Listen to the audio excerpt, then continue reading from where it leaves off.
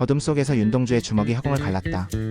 지난밤 민주영을 향해 날린 분노의 펀치, 그리고 그와 동시에 터져나온 총성.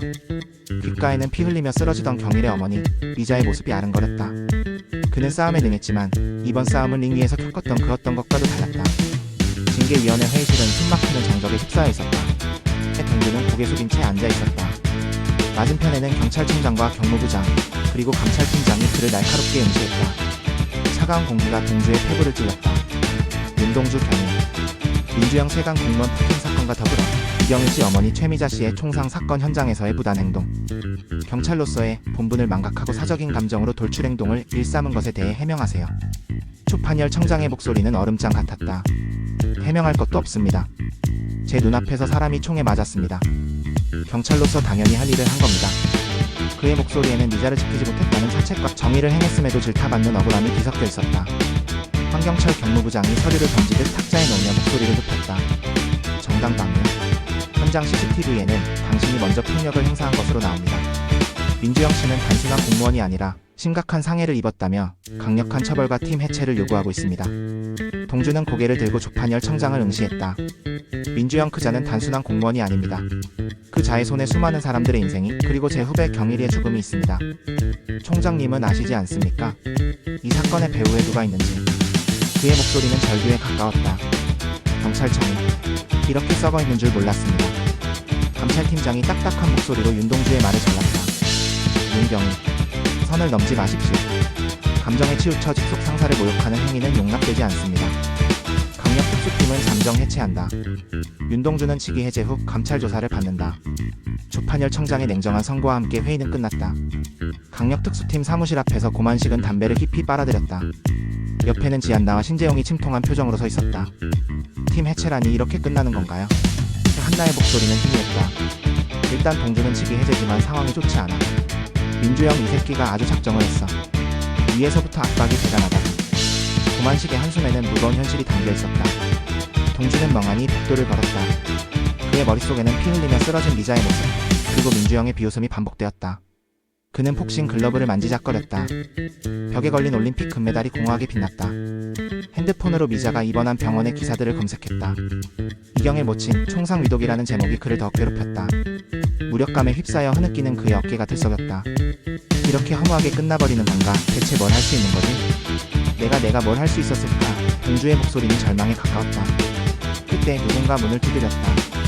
동주가 무기력하게 문을 열자 지안나, 고만식, 신재용이 걱정스러운 표정으로 서 있었다. 여기서 포기할 거야? 한나의 단호한 질문에 동주는 고개를 돌렸다.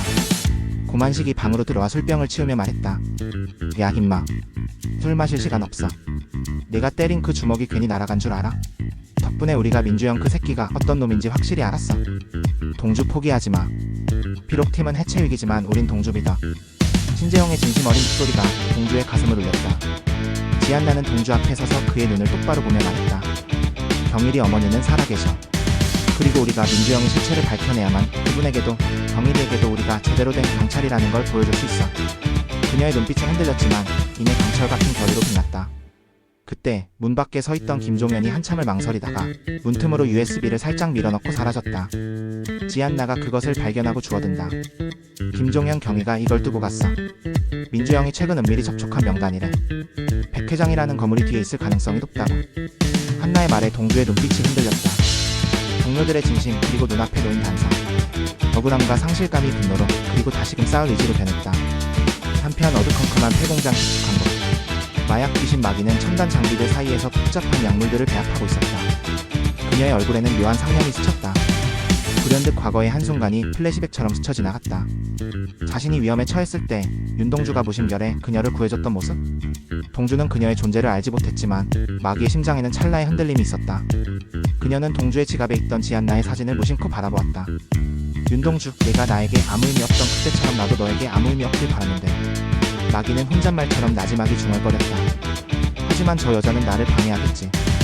그녀의 눈빛에는 싸늘한 질투심이 스쳤다. 누군가 문을 두드렸다. 마귀가 날카로운 눈으로 돌아보았다. 문이 열리고 건장한 체격의 레오와 그의 부하들이 들어섰다. 레오가 한 손에 칼을 들고 마귀를 노려보았다. 캔디 레시피, 그리고 당신의 목숨. 우리는 백 회장님 명을 바꿔왔다. 민주영이 시키는 대로 했으면 이렇게 될 일은 없었을 텐데. 마기는 비웃듯이 대꾸했다. 백 회장, 민주야, 그렇게 쉬울 줄 알았나?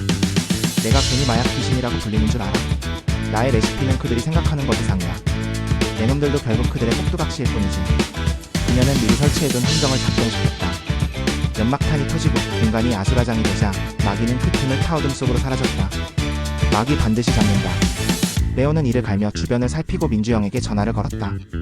민주영은 레오에게 마기와 새로운 마약, 블러디 캔디를 반드시 확보하라고 지시했다. 레오와 민주영은 백회장이라는 거대한 그림자 아래에서 서로의 이익을 위해 움직이는 수족 관계임이 암시되었다. 동주는 곧바로 체육관으로 향했다. 그는 미친듯이 샌드백을 때렸다. 이전의 분노에 찬 주먹질이 아니었다. 그의 주먹에는 억울함, 상실감, 그리고 거대한 카르텔을 부숴버리겠다는 굳건한 결의가 담겨있었다. 그의 몸짓 하나하나에 똘끼가 발현되었다. 땀방울이 비오듯 쏟아졌지만 그의 눈은 이글거렸다. 여기서 포기할 수 없어, 절대로. 그의 외침이 텅 빈 체육관에 울려 퍼졌다. 병원 침대에 누워있던 미자도 의식을 되찾았지만 아직 불안정한 모습이었다. 동주는 그녀의 손을 잡고 앉았다. 어머니 꼭 벌을 받게 할게요. 동주야, 조심해. 그 사람은 혼자가 아니야. 미자는 희미하게 눈을 뜨며 벽 한쪽을 보았다. 그림자가 너무 깊어. 미자의 말에 동주의 얼굴에 근심이 스쳤지만 이내 강철 같은 결심이 깃들었다. 어두운 골목길에서 윤동주, 지안나, 신재영은 각자의 방식으로 민주영의 카르텔을 추적했다. 김종현은 감찰팀의 눈을 피해 중요한 단서를 확보하거나 정보를 지안나에게 전달했다. 다른 한편 마기는 어딘가 어두운 곳에서 노트북을 만지고 있었다. 화면에는 지안나의 개인정보와 함께 붉은 글씨로 제거 대상이라는 문구가 떴다. 그녀의 표정은 차갑게 굳어 있었다. 나는 넘어졌다. 링 밖의 세상은 링 위보다 잔인했다. 하지만 나는 다시 일어설 것이다. 나를 쓰러뜨린 그들을 향해, 거대한 카르텔의 심장을 향해 이 똘끼 가득한 주먹을 다시 날릴 것이다. 굿보이? 이제부터 진짜 굿보이의 싸움이 시작된다. 굿보이 7회. 놓치지 마세요.